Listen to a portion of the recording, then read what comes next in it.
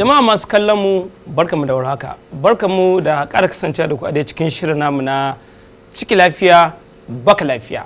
Da a cikin shirin namu a yau za mu yi ɗaya daga cikin miyar da ake amfani da ita bayan an sha ruwa.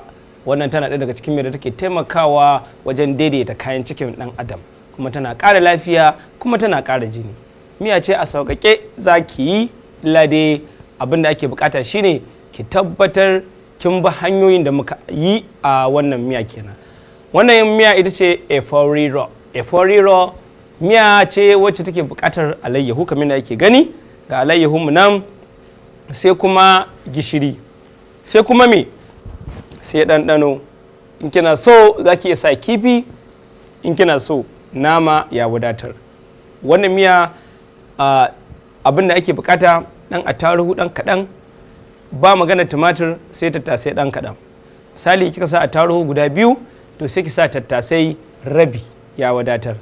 Wannan miyar idan kika yi ta za ki ga ta fito a kore, ana cin shinkafa, ana cin tuwo, abubuwa da yawa dai a jinsin swallow, hata kuskus vegetable in kika yi shi, ko kuma farin kuskus haka, so za ki yi amfani da wannan miya a ci, wanda aka bi mu a hankali za a ga yadda za mu yi wannan miya ta eforiro.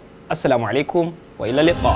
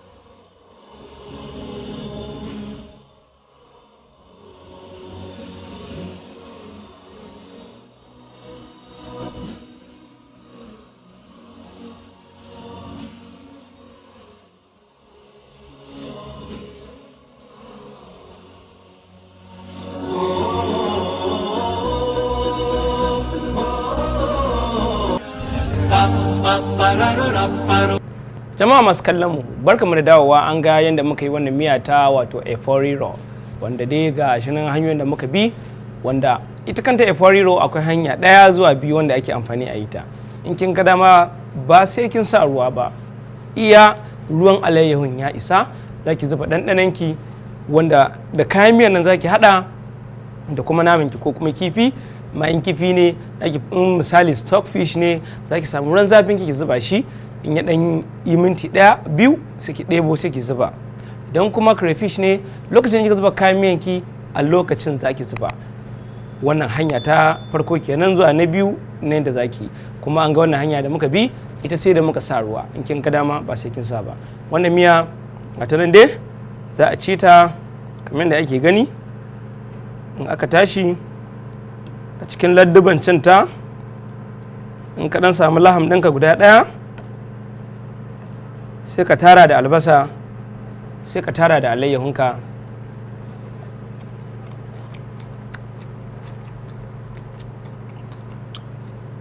Assalamu alaikum wa ila liqa.